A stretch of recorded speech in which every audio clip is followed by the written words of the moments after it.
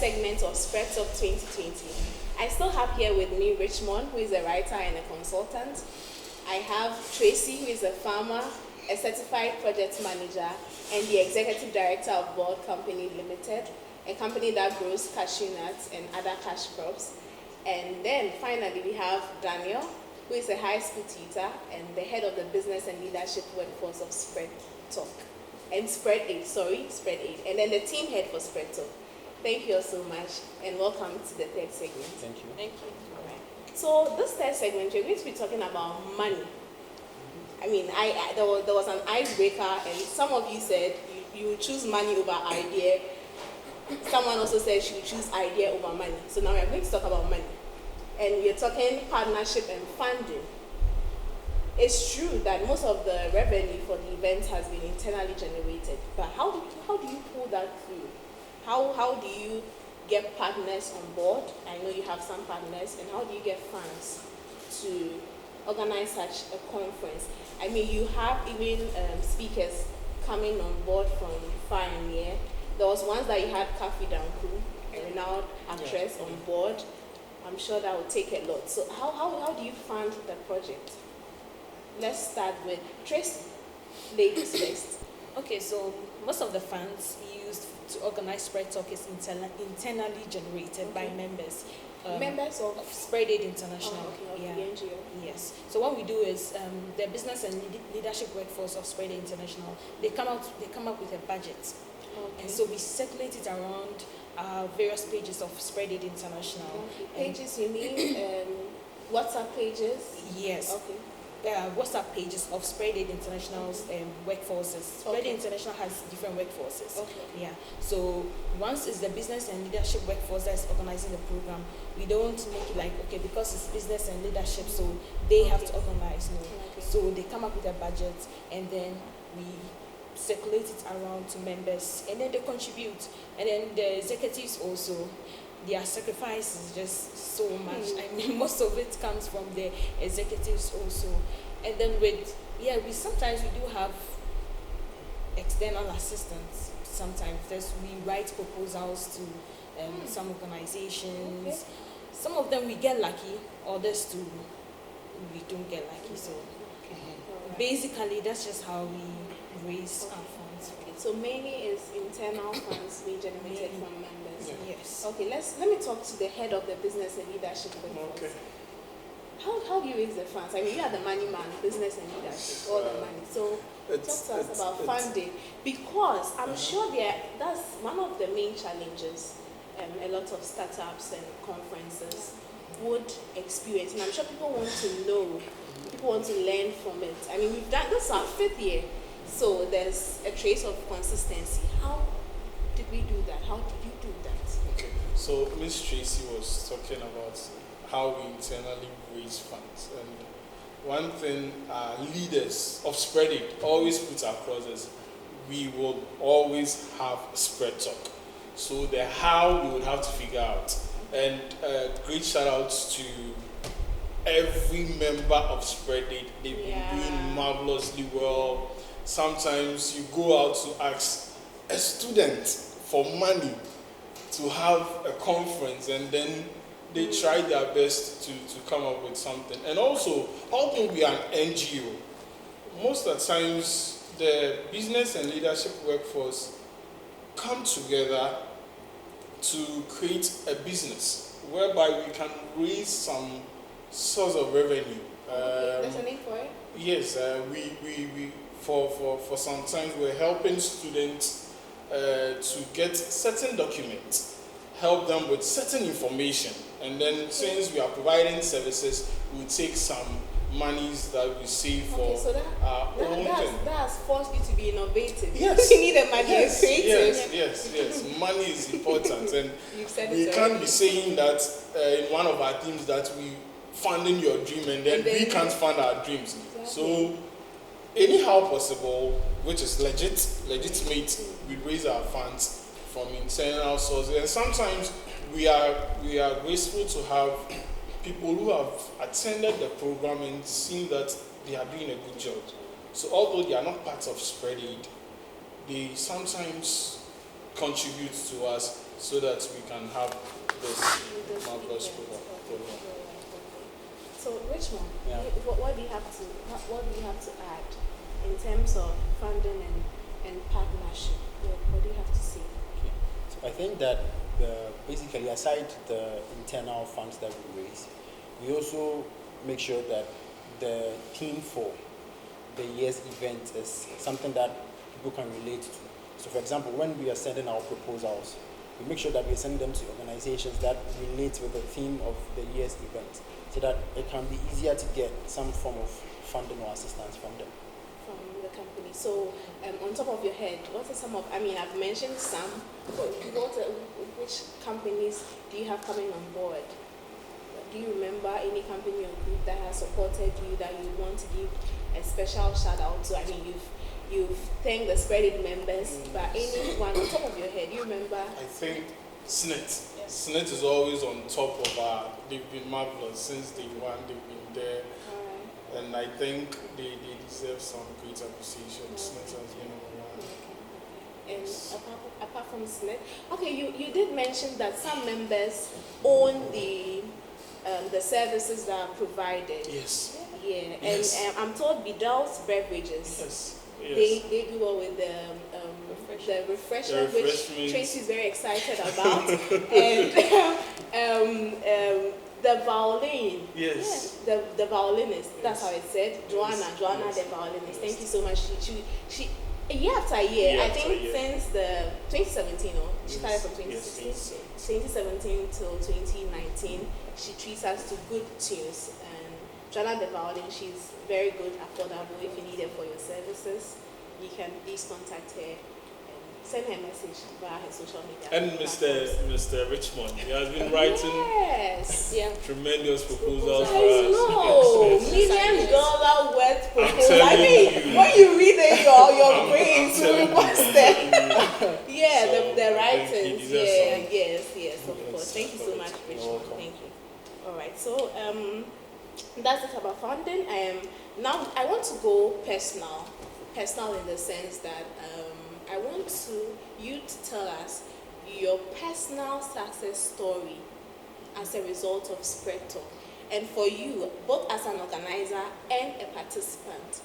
What you want to be inspired? What has been your personal success story? Daniel. I think the one that comes easily is my first SpreadTalk program. That was Dominate or Stagnate. That's 2016. That's maiden 2016. edition. As at that time, I wasn't part of the organizing team. Wow. And I remember one of the speakers saying something very profound, that until you have your success story, stop talking about your failures. And this statement or this phrase has stuck with me, and it gives you the idea that keep pushing until you succeed. And that's a message to the youth. I mean, sometimes you want to complain about the government, you want to complain about this, And even, I'm sure that even with organizing the SpreadTalk, there's a lot to even complain about. Exactly. Young people coming together, and can just imagine. So that's one thing that Yeah. really touched me at a younger age as a student. You have to get what you have to get. I mean, stop complaining and just go for it. And I think being part of the organizing team, one of the impactful things is, I think, as I said already, getting things done. Basically, getting things done. Once you know you are on a noble cause, just make sure you get things done. Yes, I think that's my take. Get on that. things done and keep pushing. That's what Daniel has to say. Tracy, Okay, so personally, So my personal success story has to do with the first time I attended SpreadTalk, and it gave me which year was that? I think 2016. Yeah, that's the 2016. first Yes, I think I was in level 200, if I'm getting it right. Yeah, it gave me a different thinking. It gave me an ability to see beyond my academics. It's just not about going to school, making good grades, and just graduate and that's it. But what happens afterwards? Because it's not about the books. It's about the impact that you can make outside, and how does impact can actually affects people positively. Yeah, so it gave me a different thinking to start thinking about what to do, what can I do to make a change, what can I do to help myself, aside the academics, or how can I, synchronize all this academic stuff and actually put it into practice to influence somebody outside. Yeah, so for me, so since then, I started thinking outside the box to see, put out plans to see what I can do and all of that. So that has been my personal success story. And yeah. And I've attended some of the conferences personally, and for me, from the word go, I knew that we are not talking salary. I mean, you've been in school the whole time, you've not worked, and then suddenly you are paid a few thousands of cedis and you think you have arrived. The conference prepared me for that. So before I was even fully employed, giving salary in some few thousand, I knew that was not it. There was something beyond that. And so there's something that I said on LinkedIn. They said everyone is an entrepreneur. It doesn't mean you should just go and quit your job and start roaming on the street. But it means that even as you are working and you are being employed by somebody, you still think how to do other things to positively influence other people and also bring in extra money. And that's what has been what we call the SpreadAid Boost Market, where we sell products to fund SpreadAid projects, and some goes into the funding of SpreadTalk. And while we're at it, briefly, Richmond, what can you say about entrepreneur? We've used the word entrepreneur from the beginning till now, and I'm sure a lot of it's become like a household name, but do we really understand what entrepreneurship? Like in a few minutes, what's exactly or actually is entrepreneurship? And if you say you're an entrepreneur, what does that mean? Okay, so starting a business doesn't really make you an entrepreneur. Okay. So we have there are actually different levels of getting to entrepreneurship. So entrepreneurship is like the main goal, right? But you start by being self-employed, and then from self-employed you become like a business owner before you get to that level. So, for example, an entrepreneur is simply a person whose business can run in their absence. Do you get it? So they have a structure around their business. So for example, their business is registered, they have a bank account, they file their returns every year. They have people who help them, they have a team. If they are not there, the business still runs. But if you are self-employed, you have to do everything yourself. So that doesn't really make you an entrepreneur. You can use it in the general sense of the term that, oh, I'm an entrepreneur. But that is not what the entrepreneur means. Do you get it? Once you don't have a structure around your business, you're not an entrepreneur. You're either self-employed. Do you get it? So you move from self-employment, then maybe you get to becoming a business owner where you register your business, where you start putting structure around your business. Exactly. So that's what entrepreneurship really means, having a structure around your business. Talking about structure and systems, I think that's what has happened over the years. So under the themes, we have subjects that each speaker is supposed to talk about, and that further breaks down the themes. Dominates or stagnates is huge. Find your dream is huge, but then it is broken down into subsections where it is dealt with, so that you be able to build that system or that structure that can sustain the business. And while we'll talk about sustainability later on in this discussion, it's key to know that the systems and the structure do have a place to play. All right, so that thank you so much for sharing your personal stories with us. Now let's go external on behalf of the other participants. What are some of the stories you remember or can recall? Or someone came up to you and said, the last time you were telling me someone met you in a vehicle and said, oh, you're a speaker and all of that, yes. So let's get to sharing other people's experience from SpreadTalk. And let's start with Tracy. Okay, so with other people's experience, I remember I remember a gentleman during one of the SpreadTalk programs. I think he was facing a great challenge at the time, and it was very devastating for him. And so just after that program, I think he was talked into by a friend to actually attend the program. Yeah. So after the program, he said that it gave him a different way of doing things. It made him realize that, it made him think of something to do to actually help his situation. Situation? And what he was facing was fees. Yeah, he was having a hard time trying to raise money to pay up his fees. Yeah, so he thought of something to do, and then he started selling pen drives, just pen drives. So after the conference, he had the inspiration to Exactly. start the pen drive business. Yes, yeah, to start a pen drive business. So someone would just say, well, pen drive, you just sell, how much can you make? But I think his passion, because of what he wanted, maybe it was how he sold it, the passion in which he used to sell the pen drives, because that's the source of his funds. That's where he had money to be able to pay up his fees. And yes, that was in 2016. So in 2017, he came and then he gave this testimony, that it actually, impacted him. Because it means that if he had not attended the conference, he would have probably deferred and never had come back. You know how those things are. It's really difficult to come back. God really has a funny way of taking people to places where they can have and of their course, when breakthroughs. God does direct you, you have to go. Exactly. That's why you have to make it for the next SpreadTalk event. Okay, Daniel. Talking success stories. Success stories. I think one of the greatest feats that SpreadTalk has been able to achieve is helping over 20 young business owners to register their companies. Wow, 20? Yes, over 20. Over 20? Yes. So, yes. And that's, I think, one of the greatest feats that we can boast of. Okay, we've been able to get it to these young entrepreneurs that you need to commit to your business. And I think one of the ways that you can commit to your business is registering. And I was just about to ask, what's the big deal with registering? Because, if you are selling pen drives, why do you need to go and register? Yes, I know, but then it's a commitment. I think it's a commitment. You realize that I own a business. It's not, you are not just a businessman or a businesswoman, but then you own a business, you make account of things that you are doing, possibly pay taxes. So it takes the fun out of it, and then you know that, Charlie, I'm in the real world now.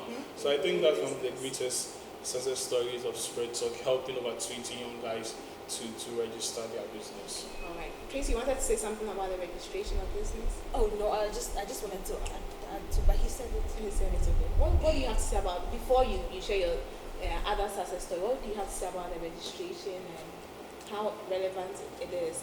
You've helped over 20. Is it a big deal? Is it such a big deal? I think it's a big deal because in our part of the world where, even though the government is keen on regulation, a lot of people are not really compliant when it comes to regulation for businesses and all that. But in other parts of the world, and especially even here in Ghana, I think some businesses are picking it up. I've actually had experiences where, like my company, we apply for a contract, and then they ask. What's the name of the company? Variance Consult is a business consultancy firm. Oh, okay. So we apply for some contracts, and then they tell you that, are you VAT certified? Go and bring your VAT certificate, and we do that, and we get to the contract. So I think that registering your business is actually a big deal if you want to take business seriously, because most well-to-do people will not take you seriously if your business is not registered, because already there's a risk there. For example, if you send someone an invoice that you are charging, say, 4,000 for a job, and the invoice just has your name, but there's no indication that there's a VAT component or nothing on it, people might not really take you seriously going forward. You might have a limit to the kind of jobs you can do. You can do jobs for individual people. You can do maybe cash at hand jobs where you work for somebody and then the person pays you in cash. But if you want a very big contract, like if you want to do a partnership with an Eco Bank, or you would definitely need to register your business before you can get into those kind of boardrooms. Special shout out to the Executive Director of SpreadAid International, Julia Sadava. He played a key role in registering, helping these young ones register their company. And he's open, he's more than willing to help any other person that would want to register his or her company and make things official and legal. Yeah. All right. So thank you so much. Any other success stories? Any other success stories at all? Any? I think just being able, SpreadTalk, SpreadAid as a whole body, and SpreadTalk just being able to organize the program. I think it's 5 years in a row. I'm all about the consistency. Yes. I think that is what breaks it about, but it's the height of it. Yeah. And just all the challenges, funding, venue, Yeah. What's defining about it is we say we want to have SpreadTalk probably on 16th of October. It We'll happens. It happens. You see, so the IA thing you spoke about. So Yes. at the end of the day, how many participants I did think you over 200. that on the Yes, IA? yes, I think Whoa. over 200. And Whoa. the interesting thing about Whoa. SpreadTalk is once you come, you will be poised to come for the next one. Yes. So it's like our participants are always increasing.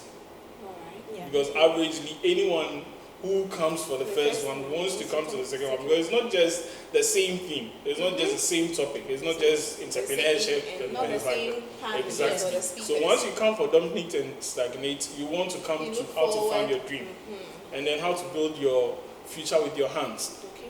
So that's how it has been. I think it has helped a lot. Yeah. So they have to look forward to SpreadTalk 2021, Exactly. and it usually And so- happens around what time of the year? October. September, October. Okay. Yeah. So that's also interesting, and I can't wait for the next segment where we talk about the future of SpreadTalk, because it's something that was started by students. Some of them are no longer students, and I'm wondering what's the future holds for SpreadTalk, and that will be discussed in our next and final segment. You don't want to miss out on it. But before we go, let's acknowledge these sponsors: Ideal Agency, the best ushering agency; Bidel's Beverages; Joanna the Violinist; Righteous Dancing Group; and Freaky Friends. Thank you so much for always coming through for us. Alright, so that ends the third segment, and the fourth and the final one will be up shortly. Do stay with us.